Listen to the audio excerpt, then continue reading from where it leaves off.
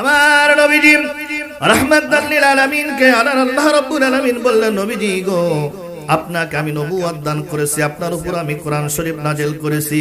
ও নবীজি, এখন থেকে আপনি কোরআনের দাওয়াত আপনার মানুষের বাড়িতে বাড়িতে দোকানপাট আপনি দিতে শুরু করেন। কিন্তু দেখা গেল আল্লাহর নবী মুহাম্মদ সাল্লাল্লাহু আলাইহি ওয়াসাল্লাম গোপনে গোপনে 3টি বছর কোরআনের দাওয়াত দিয়েছেন। কয়টি বছর? 3টি। প্রকাশ্যভাবে দাওয়াত দিতে পারেন নাই।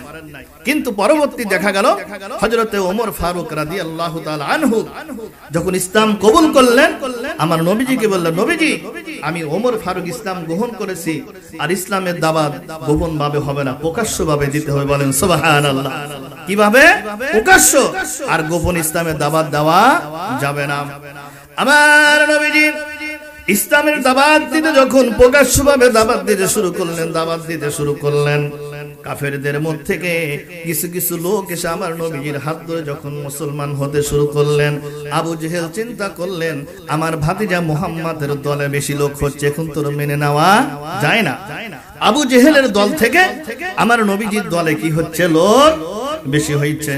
মুসলমান ভাইরা, আমার বাবাজিরা, যুবক ভাইরা, এমন সময় আল্লাহর নবী মুহাম্মদুর রাসূলুল্লাহ সাল্লাল্লাহু আলাইহি ওয়াসাল্লাম যখন ইসলামের দাওয়াত দিতে শুরু করলেন, দারওয়ান নদুয়া বৈঠকে আবু জেহেল পরামর্শ করলেন, সিদ্ধান্ত করলেন, এইভাবে যদি আমার ভাতিজা মুহাম্মদ ইসলামের দাওয়াত দেয়, আমার দল থেকে সমস্ত লোকজন মুহাম্মাদের দলে চলে যাবে। এক কাজ করি, আমার ভাতিজা মুহাম্মদকে হত্যার একটা কি করতে হবে, সিদ্ধান্ত নিতে হবে। আমার নবীকে কি করবেন? হত্যা করবেন। অনেক চেষ্টা করছেন, কিন্তু আমার নবীকে কি আবু জেহেল হত্যা করতে পারছেন? কথা বলেন, পারে নাই। অনেক চক্রান্ত করেছেন, কিন্তু পারে নাই। সর্বশেষে আবু জেহেল সিদ্ধান্ত করিলেন, অনেক চেষ্টা করেছে, কিন্তু আমার ভাতিজা মুহাম্মদকে আমি হত্যা করতে পারি নাই। এইবার শেষ পর্যায়ে, শেষবারের মতো আমার বন্ধু ইয়ামিন দেশের বাদশা, নাম হচ্ছে হাবিব বিন মালিক, ইয়ামিন দেশের বাদশা। খারাপ মানুষের বন্ধু কি ভালো হয় না খারাপ হয়? কথা বলেন। আবু জেহেল বলতেছেন, আমার নবীকে অনেক চেষ্টা করেছি হত্যা করার জন্য, কিন্তু পারি নাই। আমার এক বন্ধু আছে ইয়ামিন দেশের, যিনি বাদশা, তার নাম হচ্ছে হাবিব বিন মালিক। বন্ধুর কাছে চিঠি লিখলেন, লিখে বললেন, বন্ধু হাবিব বিন মালিক, আমার ভাতিজা মুহাম্মদকে আমি অনেক চেষ্টা করেছি, কিন্তু তাকে আমি হত্যা করতে পারি নাই। ও বন্ধু হাবিব বিন মালিক, আপনার কাছে আমি চিঠি লিখলাম, আপনি তাড়াতাড়ি মক্কাতে চলে আসুন, আমার ভাতিজা মুহাম্মদকে হত্যা করতে হবে। চিঠি পাওয়ার সঙ্গে সঙ্গে ওই ইয়ামিন দেশের বাদশা হাবিব বিন মালিক 10,000 সৈন্য নিয়ে মক্কায় আগমন করে। কত হাজার? একটা মানুষকে মারার জন্য কি 10,000 সৈন্য লাগে? কথা বলেন, জোরে বলেন। হাবিব বিন মালিক আবু জেহেলের চিঠি পাওয়ার সঙ্গে সঙ্গে ইয়ামিন থেকে মক্কায় ঢুকলেন।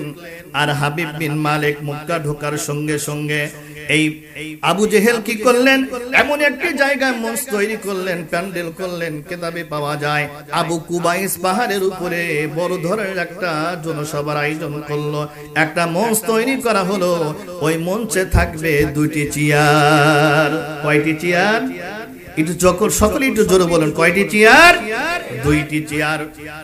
আবু জেহেল চিন্তা করলেন, আমার বন্ধু হাবিব বিন মালিক তিনি যখন মক্কাতে ঢুকবেন, আবু কুবাইস পাহাড়ের উপরে যখন কি থাকবে, একটা টেস্ট থাকবে, এরকম মঞ্চ থাকবে। 2টি চেয়ার আমি নির্মাণ করব। একটি চেয়ার থাকবে স্বর্ণের চেয়ার, আর আরেকটি চেয়ার থাকবে রূপার চেয়ার। কয়টি চেয়ার? 2টি। একটি থাকবে স্বর্ণের চেয়ার, এই স্বর্ণের চেয়ারে বসবে ইয়ামিন দেশের বাদশা আমার বন্ধু হাবিব বিন মালিক। আর তার বাম পাশে আরেকটা চেয়ার থাকবে, এই চেয়ারটা করা হবে রূপা দিয়ে, এই চেয়ারে বসবে আমি আবু জেহেল। এই চিন্তা করে আল্লাহ নবী মুহাম্মদ সাল্লাল্লাহু আলাইহি সাল্লামকে যখন ডেকে আনতেছেন তার বাড়ি থেকে, 10,000 সৈন্যের ভিতরে 5 জন সৈন্যকে পাঠিয়ে দিলেন। আবু জেহেলকে বলেন, আবু জেহেল বন্ধু আমার, আপনার ভাতিজা মুহাম্মদ কোথায় থাকে? আবু জেহেল বললেন, আমার ভাতিজা মুহাম্মদ তার আপন চাচা হযরত আমির হামজার বাড়ি তিনি বসবাস করে। বলেন সুবহানাল্লাহ। নবীজির আপন চাচার নাম ছিলেন কি? আমির হামজা। কিন্তু আবু জেহেল কিন্তু নবীজির আপন চাচা না। প্রতিবেশী চাচা। কিতাবে পাওয়া যায় যে নবীজির 10 জন চাচার ভিতরে আবু জেহেলের নাম নাই।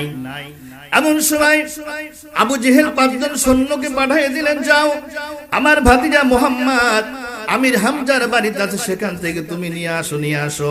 5 জন সৈন্য যখন আমির হামজার বাড়িতে ঢুকলেন, আমির হামজার বাড়িতে ঢুকে আল্লাহ নবী মুহাম্মদকে যখন ধরে নিয়ে আসলেন, আমার নবীজি মুহাম্মদুর রাসূলুল্লাহ সাল্লাল্লাহু আলাইহি ওয়াসাল্লাম ডাইনে একজন সৈন্য থাকলেন, বামে একজন সৈন্য থাকলেন, সামনে একজন থাকলেন, পিছনে একজন থাকলেন।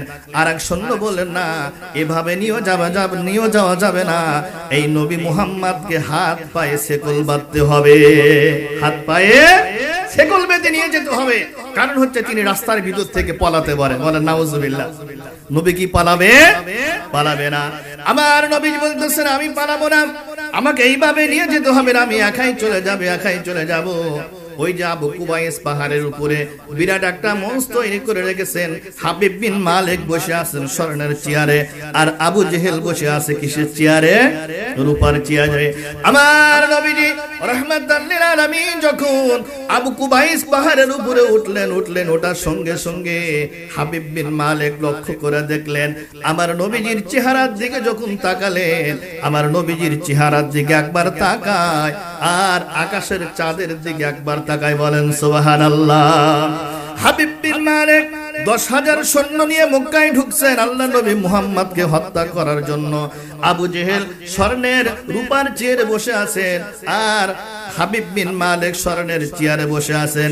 এমন সময় আমার নবী যখন ওই মাহফিলের ভিতরে চলে গেলেন, সঙ্গে সঙ্গে ইয়ামিন দেশের বাদশা হাবিব বিন মালিক ওই স্বর্ণের চেয়ারের উপর দাঁড়িয়ে গেলেন। বলেন সুবহানাল্লাহ। স্বর্ণের চেয়ারে থেকে দাঁড়িয়ে গেলেন। আবু জেহেল বললেন, বন্ধু হাবিব বিন মালিক, আপনার জন্য স্বর্ণের চেয়ার বানাইছে কি জন্য আপনি স্বর্ণের চেয়ার থেকে দাঁড়িয়ে গেলেন? হাবিব বিন মালিক বলতেছেন, বন্ধু আবু জেহেল রে, এই লোকটাকে আসলে তোমার ভাতিজা এবং তোমার শত্রু বলে। মালিক এইবার আল্লাহ নবী মুহাম্মদকে বল, আল্লাহ নবী মুহাম্মদ, আপনি যদি আসলে নবী মুহাম্মদ হয়ে থাকেন, আপনার উপর যদি ওহী নাযিল হয়ে থাকেন, আপনাকে আমি 5টা প্রশ্ন করব। কয়টি প্রশ্ন? ও নবীজি, আপনি যদি আসলে আল্লাহর নবী হয়ে থাকেন, আপনার উপর যদি কোরআন নাযিল হয়ে থাকে, তাহলে আপনাকে আমি 5টি প্রশ্ন করব। 4টি প্রশ্ন কোরআন থেকে দিতে হবে, আর 1টি প্রশ্ন করব, সেটা প্র্যাকটিক্যাল আপনাকে দেখা দিতে হবে। বলেন সুবহানাল্লাহ। আবু জেহেল বলতেছেন, বন্ধু হাবিব বিন মালিক, আমার বন্ধু কিন্তু আমার ভাতিজা কিন্তু কি জানে? জাদু জানে।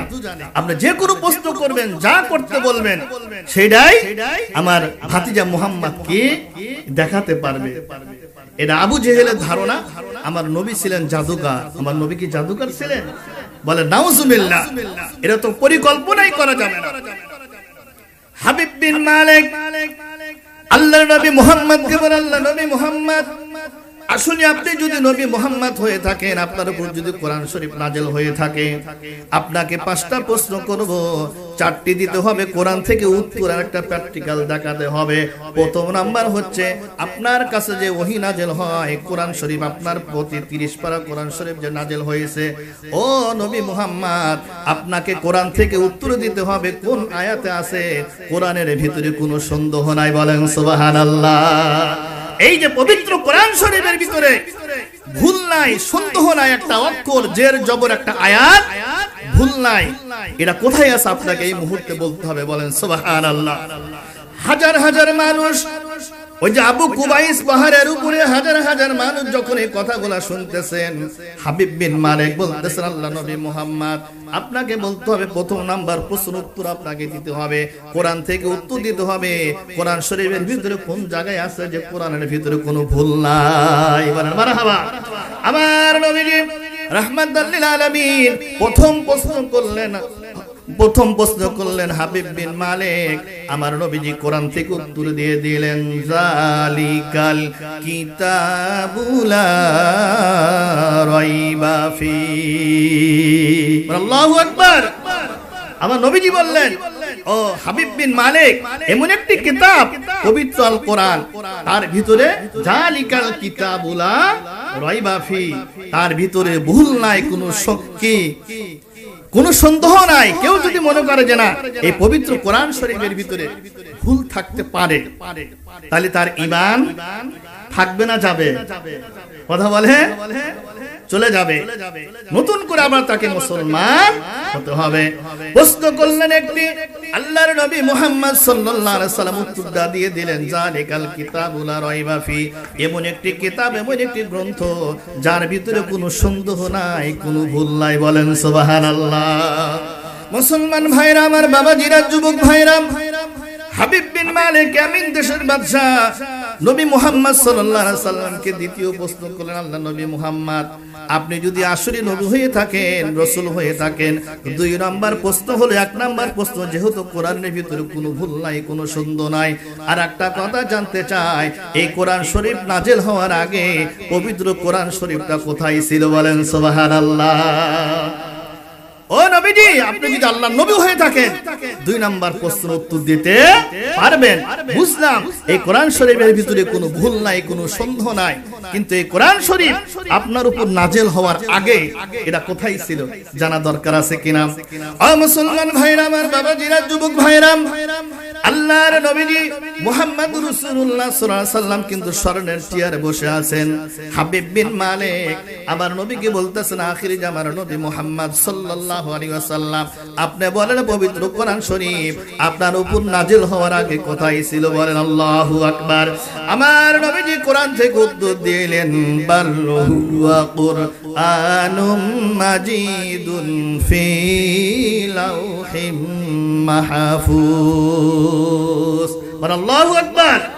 আমার নবীজি বললেন, হাবিব বিন মালিক, এই পবিত্র কোরআন শরীফ আমার উপর নাজিল হওয়ার আগে আল্লাহ পাক রব্বুল আলামিন লাউহে মাহফুজে কোরআনটা সংরক্ষিত রেখেছিলেন। বলেন সুবহানাল্লাহ। তাহলে কোরআনটা আমার নবীজির উপর নাজিল হওয়ার আগে কোথায় ছিলেন? লাউহে মাহফুজে। কয়টি প্রশ্ন করছিলেন? পাঁচটি। চারটি হবে কোরআন থেকে, আর একটি প্র্যাকটিক্যাল কি করতে হবে? দেখাতে হবে।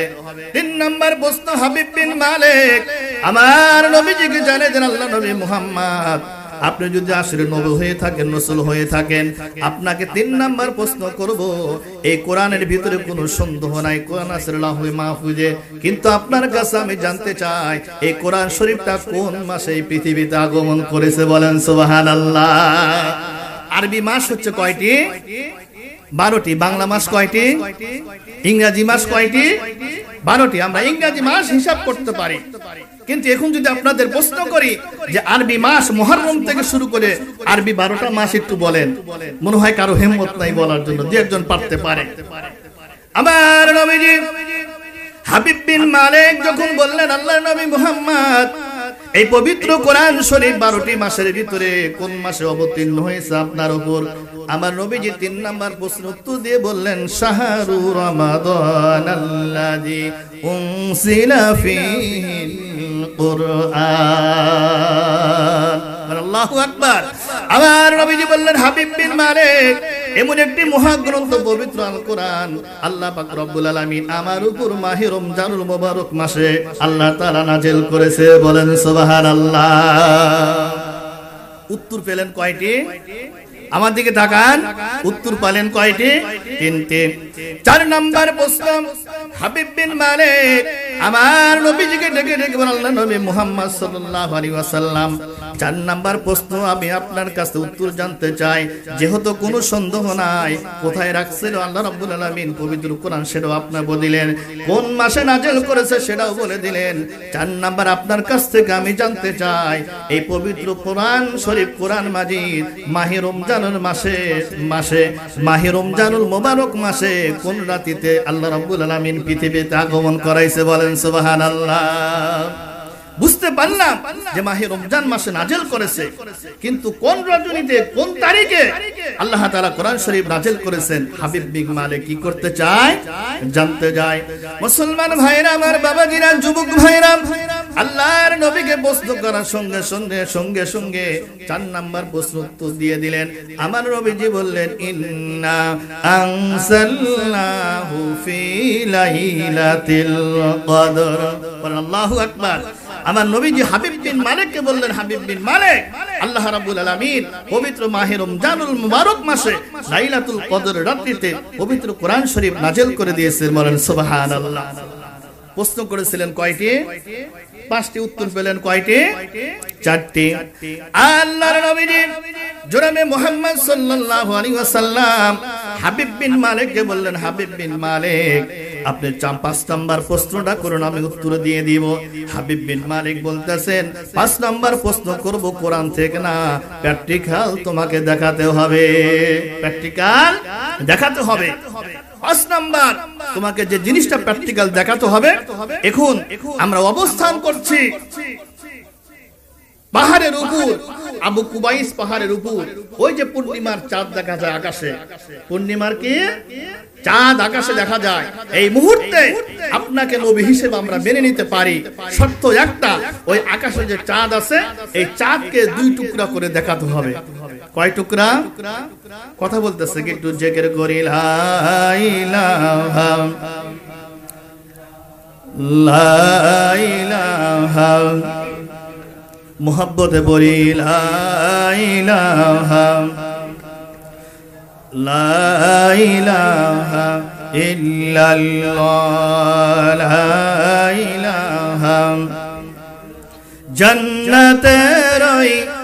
জান্নাতের ওই হুর গেলে মান সবাই বলে ইল্লাল্লাহ, লা ইলাহা লা ইলাহা লা ইলাহা ইল্লাল্লাহু মুহাম্মাদুর রাসূলুল্লাহ সাল্লাল্লাহু আলাইহি ওয়াসাল্লাম।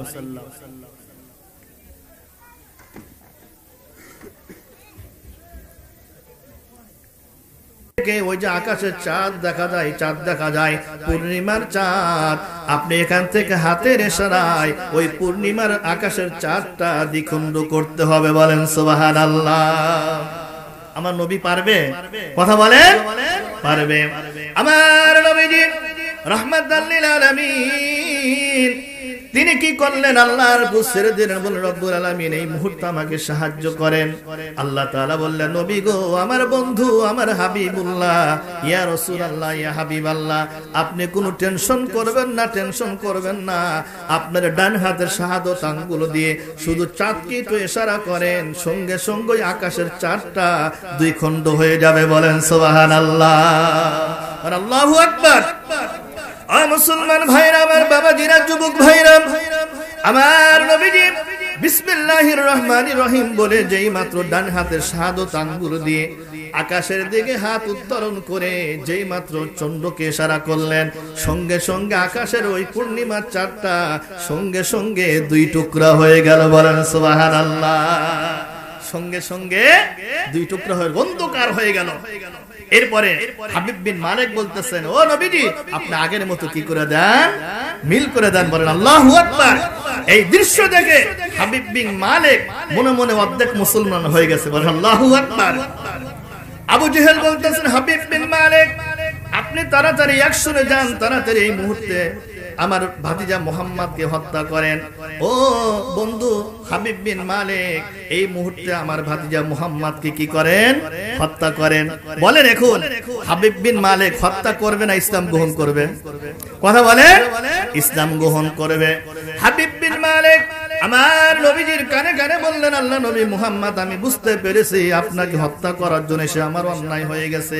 ও নবীজি, এই হাজার হাজার মানুষের ভিতর থেকে আপনাকে একটু আড়ালে নিয়ে যায়, আপনার কানে কানে একটা কথা আছে, আপনাকে শুনতে হবে। বলেন সুবহানাল্লাহ। হাবিব বিন মালিক আমার নবীজিকে স্বর্ণের চেয়ার থেকে উঠায় নিয়ে আড়ালে গেলেন, গিয়ে বলেন, আল্লাহ নবী মুহাম্মদ, আপনার কাছে আমার একটা দাবি আছে, একটা আরজু আছে, আমি আর একটা সমস্যা আছে। আল্লাহ নবী মুহাম্মদ, আমার বিবাহ, আমার বিবাহ দাম্পত্য জীবন হচ্ছে 30 বছর। কত বছর? আর একটু জোরে বলেন, কত বছর? 30 বছর। ও আল্লাহ নবী মুহাম্মদ, নবীকে যখন ডাকে হাবিব বিন মালিকের চোখ দিয়ে টপ টপ করে পানি পড়ে। আবার নবীজি বললেন, হাবিব বিন মালিক আপনি কি জন্য কাঁদেন? হাবিব বিন মালিক বলতেছেন, ইয়া রাসূলুল্লাহ, ইয়া হাবিবাল্লাহ, আমার একটা মেয়ে আছে, এই মেয়েটা 30 বছর হয়ে গেল কোনদিন আব্বা আব্বা বলে ডাকে না, মা বাবা বলে ডাকে না, বোবা। যারা কথা বলতে পারে না তারা কি কথা বলেন? যারা কথা বলতে পারে না তাদের কি বলা হয়? বোবা। হাবিব বিন মালিক ইয়ামিন দেশের বাদশা আমার নবীকে বলতেছেন, ইয়া রাসূলুল্লাহ, ইয়া হাবিবাল্লাহ, আমি বুঝতে পেরেছি আপনি কোন সাধারণ ব্যক্তি হবেন না। ও নবীজি, আমার একটি মেয়ে আছে, 30 বছর হলো কারোর সাথে কথা বলে না, হাঁটতে পারে না, একদম যেখানে থাকে একজন যদি নড়ায় সেখান তার নড়তে পারে, কোনো সময় এদিক ওদিক খেলাধুলা করতে পারে না। ও আল্লাহর নবী মুহাম্মদ, আমার বিশ্বাস আপনি যে কাজগুলো করে দেখালেন নবীজি, আপনার কাছে একটা আমরা দাবি করি, এক গ্লাস পানির ভিতরে যদি আপনার এই পবিত্র মুখ থেকে ফু দিয়ে দেন, আমার দৃঢ় বিশ্বাস আমার মেয়ে সঙ্গে সঙ্গে কথা বলতে পারবে। বলেন সুবহানাল্লাহ। আরেকটু জোরে আল্লাহু আকবার। ও মুসলমান ভাইরা, আমার বাবাজিরা, যেই মাত্র হাবিব বিন মালিক একটা গ্লাসের ভিতরে যখন পানি আমার নবীর হাতে দিয়ে দিবেন, আল্লাহ পাক রব্বুল আলামিন জিবরাইলকে বললেন, জিবরাইল যাও, এই মুহূর্তে আমার বন্ধু নবী মুহাম্মদ সাল্লাল্লাহু আলাইহি ওয়াসাল্লাম যেন ওই হাবিব বিন মালিকের গ্লাসের ভিতরে যেন ফুৎকার না দিয়ে দেয়। আল্লাহু আকবার। আল্লাহ নবীকে অর্ডার দিলেন, খবরদার নবীজি, আপনি হাবিব বিন মালিকের এই পানি ভর্তি গ্লাসের ভিতরে ফু দিবেন না।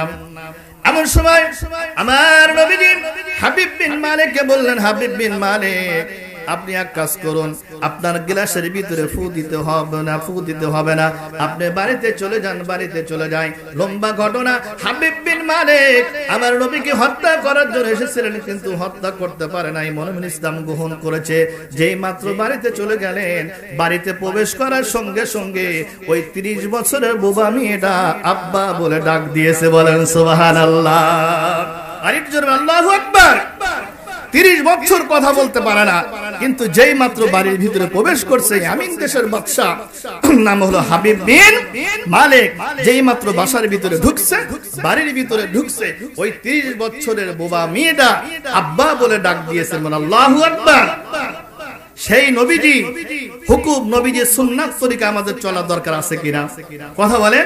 আল্লাহ রাব্বুল আলামিন পবিত্র কোরআনে বলছেন, কুল ইন কুনতুম তুহিব্বুনাল্লাহ ফাত্তাবিউনি ইউহিব্বুকুমুল্লাহ ওয়া ইয়াগফির লাকুম যুনুবাকুম ওয়াল্লাহু গফুরুর রহিম।